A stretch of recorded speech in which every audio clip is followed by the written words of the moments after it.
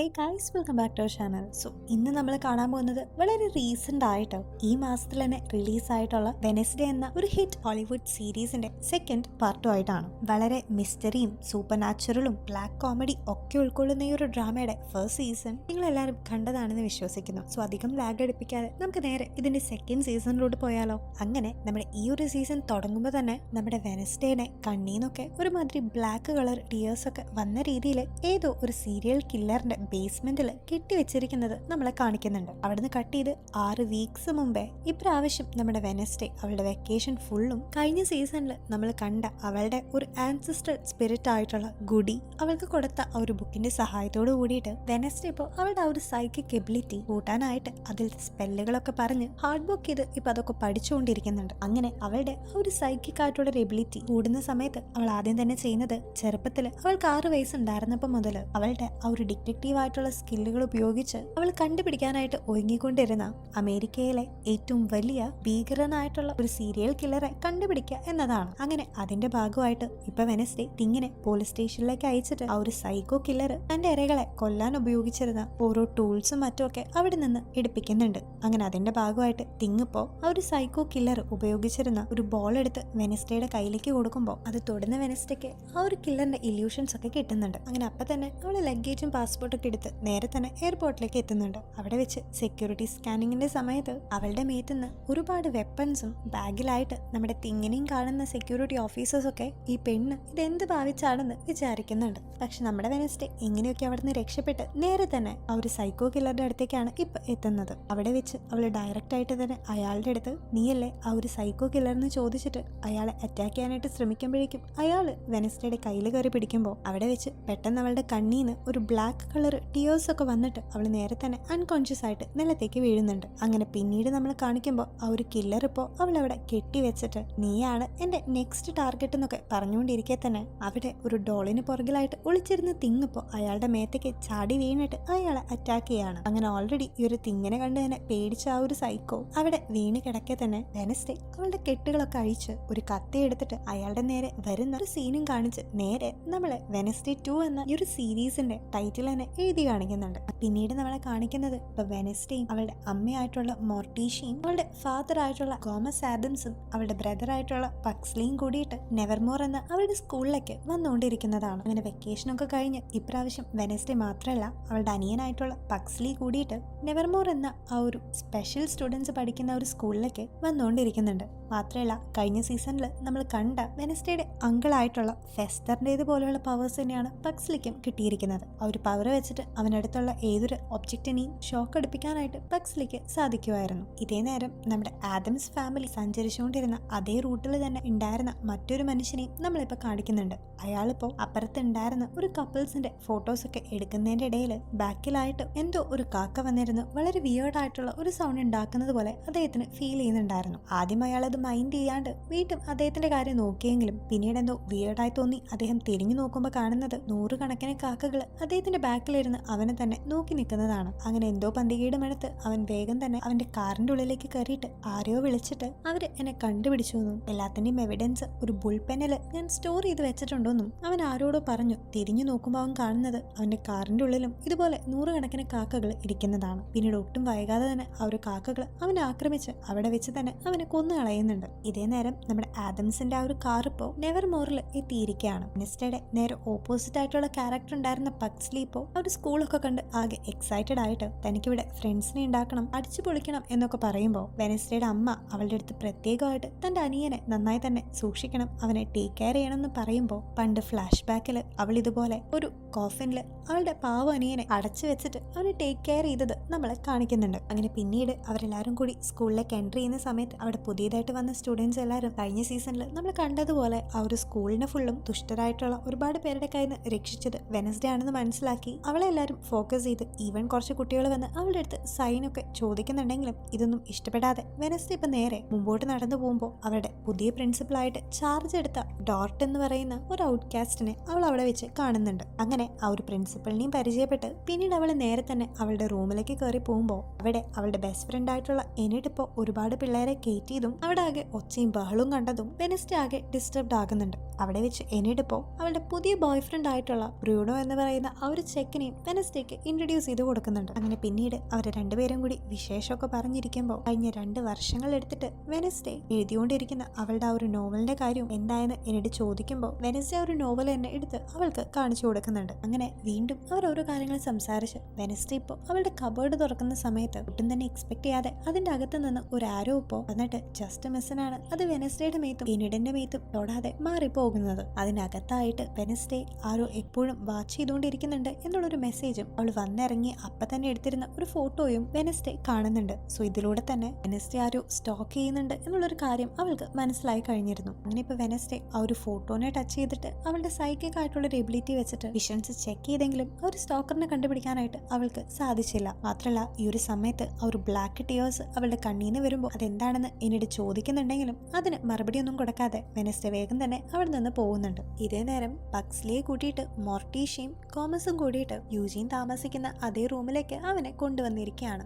അവിടെ വെച്ച് തന്നെ അവർ രണ്ടുപേരും കൂടി നല്ല ബോണ്ടാവുകയും യൂജീന്റെ പവേഴ്സ് ഇപ്പൊ മാറിയിട്ട് അവന് ഹണിബീസിനെ മാത്രമല്ല ഒരുപാട് വേംസ് പോലെയുള്ള പല ക്രീച്ചേഴ്സിനെയും കൺട്രോൾ ചെയ്യാനായിട്ടുള്ള പവർ അവന് കിട്ടിയിരിക്കുകയാണെന്ന് അവന്റെ സംസാരത്തിലൂടെ നമുക്ക് മനസ്സിലാക്കാനായിട്ട് സാധിക്കും. ഇതേ നേരെ തന്നെ ഇവരുടെ കാര്യങ്ങളൊക്കെ അന്വേഷിക്കാനായിട്ട് അജാക്സ് എന്ന് പറഞ്ഞ അവരുടെ സീനിയർ അങ്ങോട്ടേക്ക് വരുന്നുണ്ട്. ഈ അജാക്സിനെ നിങ്ങൾക്ക് മനസ്സിലായിരുന്നോ? കഴിഞ്ഞ സീസണിൽ നമ്മൾ കണ്ട എനിഡിന്റെ ബോയ് ഫ്രണ്ട് ആണ്. അങ്ങനെ അവിടെ നിന്ന് സീൻ കട്ട് ചെയ്ത് വീണ്ടും നമ്മുടെ വെനസ്ഡേ കാണിക്കുകയാണെങ്കിൽ ഇപ്പൊ സ്റ്റുഡൻസ് ഒക്കെ അവൾ ഒരുമാതിരി നോക്കുന്ന കണ്ട് ആകെ അൺകംഫർട്ടബിൾ ആയിട്ട് അവൾ താഴേക്ക് ഇറങ്ങി വരുമ്പോൾ അവിടെ വെച്ച് അവൾ അവളുടെ അമ്മയും അച്ഛനെയും കാണുന്നുണ്ട്. ഇങ്ങനെ അവരുമായിട്ട് സംസാരിക്കുമ്പോൾ ഈ നെവർമോറിൽ നടക്കുന്ന ഒരു ഫണ്ട് റേസിംഗ് കമ്മിറ്റിയിൽ ഇപ്പോൾ അവളുടെ അമ്മ ജോയിൻ ചെയ്തു.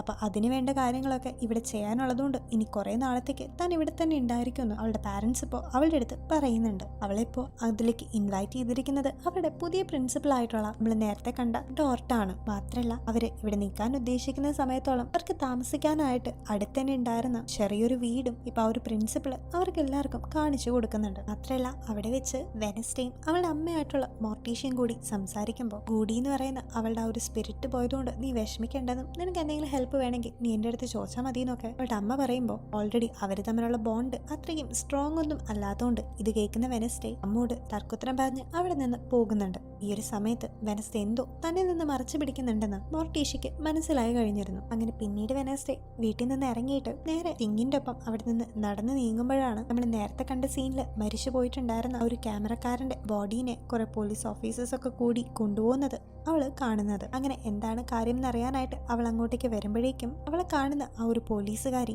അവളോട് സംസാരിക്കുന്നുണ്ട്. ഇതിനിടയിൽ തന്നെ അവിടെ ഇതെല്ലാം നോക്കി നിന്നുകൊണ്ടിരുന്ന ആൾക്കാരിൽ ഒരാള് പെട്ടെന്ന് അവളെ കാണുമ്പോൾ തന്നെ ഓടിപ്പോകുന്നത് ശ്രദ്ധിക്കുന്ന അവള് നേരെ തന്നെ അയാളെ ഫോളോ ചെയ്ത് ഒരു സ്പോട്ടിൽ വെച്ച് അയാളെ അടിച്ച് താഴെ ഇടുന്നുണ്ട്. അങ്ങനെ പിന്നീട് അയാളുടെ ഹൂഡി മാറ്റുന്ന സമയത്താണ് അത് കഴിഞ്ഞ സീസണിൽ നമ്മൾ കണ്ട ടൈലറിന്റെ അച്ഛനായിട്ടുള്ള ആ ഒരു ഷെറിഫ് ആണെന്ന് അവൾക്ക് മനസ്സിലാകുന്നത്. അങ്ങനെ ആദ്യം അവര് ഹൈഡായിട്ട് മാറിയിട്ടുള്ള ടൈലറിന്റെ കാര്യം ആദ്യം സംസാരിക്കുന്നുണ്ടെങ്കിലും പിന്നീട് ഇയാളുമായിട്ട് നിനക്ക് എന്താ ബന്ധമെന്ന് വെനസ്ഡേ ചോദിക്കുമ്പോൾ മരിച്ചുപോയ ആ ഒരു ക്യാമറക്കാരൻ തന്റെ ഒരു ഫ്രണ്ടാണെന്നും അവർ രണ്ടുപേരും കൂടി ഒരു കാര്യം അന്വേഷിച്ചുകൊണ്ടിരിക്കെ തന്നെ അവനെ ആരോ കൊലപ്പെടുത്തിയിരിക്കുന്നതാണെന്ന് ആ ഒരു ഷെറിഫ് പറയുമ്പോൾ ഇത് കേട്ട് അത് അത്ര മൈൻഡ് വെക്കാതെ പോകുന്ന വെനസ്ഡേയുടെ അടുത്ത് പോകും മുമ്പേ അവൻ ഇതെല്ലാം ബേർഡ്സ് കാണുന്നുണ്ടായിരുന്നു എന്ന് പറയുന്നുണ്ട്. ഇത് കേൾക്കുന്ന വെനസ്ഡേക്ക് പെട്ടെന്ന് കാര്യമൊന്നും മനസ്സിലാകുന്നില്ലെങ്കിലും അവിടെ ഒരു മരത്തിന് മുകളിലായിട്ട് നിരന്തരം ഇവരെ ഒബ്സർവ് ചെയ്തുകൊണ്ടിരുന്ന വൈറ്റ് കണ്ണുകളും ഒരു റെഡും ബ്ലാക്കും കളർ നിറത്തിലുള്ള ഒരു ബേർഡിനെ ഇപ്പോൾ നമ്മളെ കാണിക്കുന്നുണ്ട്. ഇതേ നേരം അന്ന് രാത്രി ജാക്സ് ഇപ്പോൾ പുതിയതായിട്ട് വന്ന കുട്ടികളോടൊക്കെ പണ്ട് നടന്ന ഒരു കഥ അവർക്ക് പറഞ്ഞു കൊടുക്കുന്നുണ്ട്.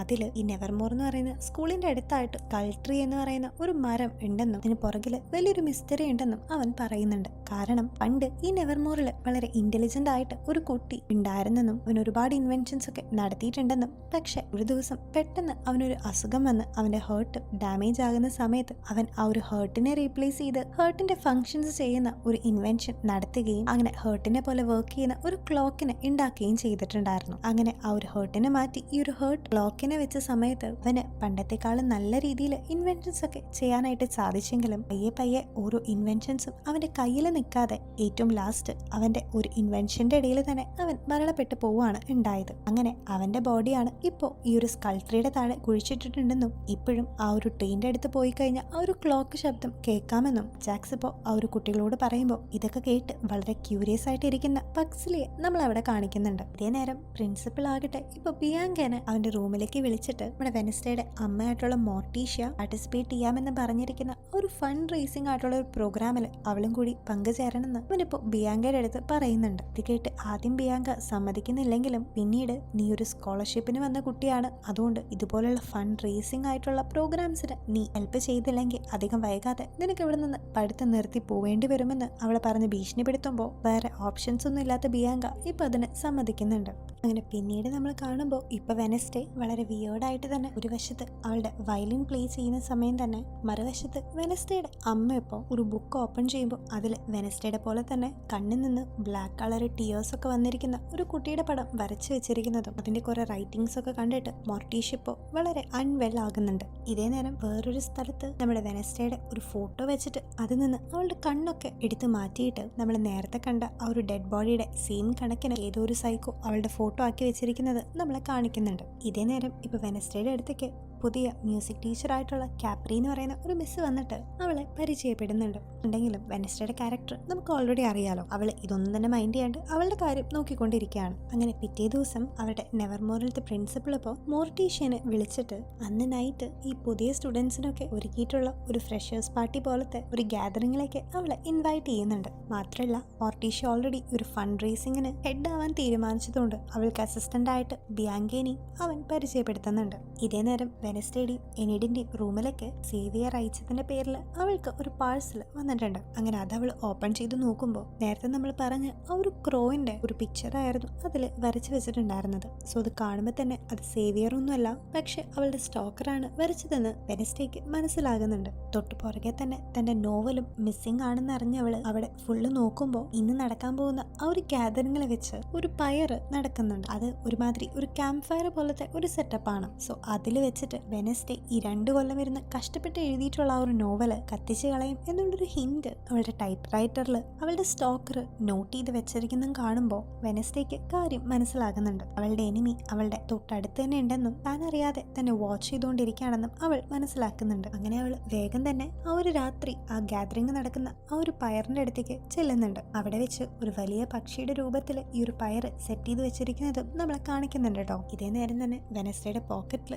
ആരോ ഒരാൾ വന്നിട്ട് കുറെ ബ്ലേഡ്സ് ഒക്കെ ഉള്ള ഒരു ലെറ്റർ വെക്കുന്നുണ്ട്. അങ്ങനെ ആ ഒരു ലെറ്റർ തുറന്നു നോക്കുമ്പോൾ അവളുടെ ആ ഒരു നോവല് ഈ ഒരു പയറിന് അടിയിലാണെന്ന് എഴുതിയത് കാണുമ്പോൾ ഒന്നും തന്നെ നോക്കാതെ വെനസ്ഡേ ഇപ്പൊ നേരെ ചെന്ന് അതിന്റെ അകത്തേക്ക് കിടക്കുന്നുണ്ട്. ഇതേ നേരം തന്നെ അവരുടെ സെലിബ്രേഷൻസ് ഒക്കെ തുടങ്ങുകയും അതിന്റെ ഭാഗമായിട്ട് കാപ്രി എന്ന് പറയുന്ന ആ ഒരു മിസ്സും അവിടെ വെക്കുന്ന സ്റ്റുഡൻസും നമ്മുടെ വെനസ്ഡേയുടെ പാരന്റ്സും എല്ലാവരും കൂടി ചേർന്നിട്ട് നെവർമോറിലെ ആ ഒരു ഫേമസ് ആയിട്ടുള്ള സോങ് ഒരുമിച്ച് നിന്ന് പാടുകയും എല്ലാവരും കൂടി എൻജോയ് ചെയ്യുകയും ചെയ്യുന്നുണ്ട്. പക്ഷെ ഇതിനിടയിൽ നമ്മുടെ വെനസ്ഡേ മാത്രം ഇപ്പോഴും ആ ഒരു പയറിനടിയിൽ തന്റെ നോവല് നോക്കുമ്പോൾ അത് മുകളിലിരുന്ന് കണ്ട് അവളിപ്പോ അതെടുക്കാനായിട്ട് മുകളിലേക്ക് കയറുമ്പോൾ എനിഡ് പുറത്തുനിന്ന് അവളോട് എത്രയും വേഗം തന്നെ പുറത്തേക്ക് വരാനായിട്ട് ആവശ്യപ്പെടുന്നുണ്ട്. ഇതേ നേരം നെവർമോറിലെ പ്രിൻസിപ്പൾ ഇപ്പോൾ സ്റ്റേജിലേക്ക് വന്നിട്ട് അവിടെ നിൽക്കുന്ന എല്ലാവരോടും കൂടിയിട്ട് നമ്മളെല്ലാവരും ഔട്ട്കാസ്റ്റ് ആണെന്നും നമ്മുടെ പവറിൽ നമ്മൾ വിശ്വസിക്കണം എന്നൊക്കെ പറഞ്ഞ് ഡീറ്റെയിൽ ആയിട്ടുള്ള ഒരു പ്രസംഗമൊക്കെ നടത്തിയിട്ട് ഇവിടെ എല്ലാവരും ഈക്വൽ ആണെന്നും യാതൊരുവിധ സീക്രട്ട് ആയിട്ടുള്ള സൊസൈറ്റികളുടെയും നൈറ്റ് ഷെയ്ഡ്സിന്റെ ഒന്നും ആവശ്യമില്ലെന്നും ഇന്നു മുതൽ അത്തരത്തിൽ ഒരു സൊസൈറ്റികളും നമ്മുടെ സ്കൂളിൽ ഇല്ലെന്നും എല്ലാവരും ഈക്വൽ ആണെന്നും എല്ലാവരും അടിച്ചു പൊളിക്കാനും പറഞ്ഞിട്ട്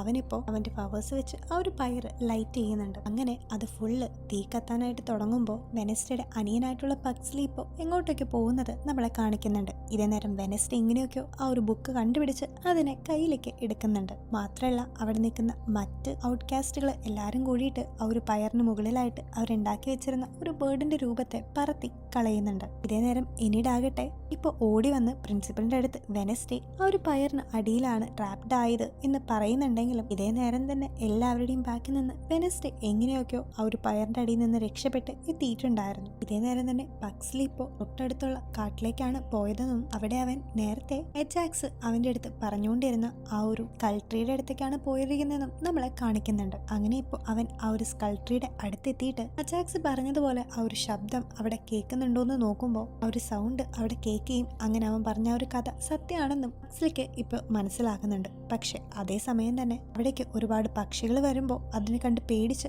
അവൻ താഴേക്ക് വരുമ്പോൾ അവന്റെ കൈ അവിടെ താഴെ മണ്ണിലേക്ക് ടച്ച് ആവുകയും അവന്റെ പവേഴ്സിലൂടെ ആ ഒരു ഇലക്ട്രിസിറ്റി ആയിട്ടുള്ള ഒരു സ്പാർക്ക് മണ്ണിലേക്ക് പോവുകയും ചെയ്യുന്നതോടുകൂടെ അവന്റെ ബാക്കിൽ നിന്ന് ഇപ്പൊ ആ ഒരു ട്രീയുടെ അടിയിൽ കുഴിച്ചിട്ടുണ്ടായിരുന്ന ജാക്സ് പറഞ്ഞ ആ ഒരു കഥയിലെ വളരെ ബുദ്ധിമാനായിട്ടുള്ള ഒരുപാട് ഇൻവെൻഷൻസ് ഒക്കെ നടത്തിയിട്ടുള്ള ആ ഒരു മനുഷ്യൻ ഇപ്പോൾ എഴുന്നേറ്റ് വരുന്നുണ്ട്. അങ്ങനെ ഇപ്പോൾ ഒരു സോംബി പോലെ ഇരിക്കുന്ന അദ്ദേഹത്തിനെ പക്സ്ലി ഇപ്പോൾ അവന്റെ പവേഴ്സ് വെച്ച് ഇടയ്ക്കിടയ്ക്ക് ഷോക്ക് അടുപ്പിച്ച് അവന്റെ കൺട്രോളിലാക്കിയിട്ട് എന്തൊക്കെയോ പ്ലാൻ ചെയ്യുന്നുണ്ട്. ഇതേ നേരത്ത് തന്റെ നോവലെടുത്ത് ഇതിന് പുറകിലുള്ള സത്യം കണ്ടുപിടിക്കാനായിട്ട് ഓടിപ്പോയിക്കൊണ്ടിരുന്ന വെനസ്ഡേനെ എന്നീട് പുറകിൽ നിന്ന് പിടിക്കുമ്പോൾ പെട്ടെന്ന് വെനസ്ഡേ ഇപ്പോൾ ഒരു സെമിട്രിയിൽ നിൽക്കുന്ന പോലെ അവൾക്ക് ഫീൽ ചെയ്യുന്നുണ്ട്. മാത്രമല്ല ആ ഒരു സെമിട്രിയിൽ ഒരു കല്ലറയുടെ പുറകിൽ എന്നീടിന്റെ പേര് എഴുതിയിരിക്കുന്നതും എന്നിട്ടിപ്പോ ഒരു പ്രേതരൂപേണ വന്നിട്ട് എന്റെ മരണത്തിന് കാരണം നീയാണെന്ന് വെനസ്ഡേയുടെ അടുത്ത് പറയുന്നതും നമ്മളെ കാണിക്കുന്നുണ്ട്. സോ എനിഡിനെ ടച്ച് ചെയ്തതിലൂടെ വെനസ്ഡേക്ക് കിട്ടിയിരിക്കുന്ന ഒരു വിഷനാണ് ഇത്. മാത്രമല്ല ഇതേ സമയത്ത് ഇതൊക്കെ കണ്ടിട്ട് തന്റെ കണ്ണിലൂടെ വീണ്ടും ആ ഒരു ബ്ലാക്ക് ടിയേഴ്സ് ഒക്കെ വന്നിട്ട് അവളെ നേരെ അൺകോൺഷ്യസ് ആയിട്ട് നിലത്തേക്ക് വീഴുകയും അവളുടെ അമ്മയും പിരീഡും കൂടി ഇത് കണ്ട് ആകെ ഷോക്ക്ഡ് ആയിട്ട് നിൽക്കുന്ന ഒരു സീനോട് കൂടിയിട്ട് ഇന്നത്തെ എപ്പിസോഡ് ഇവിടെ എൻഡ് ചെയ്യാണ്. So guys,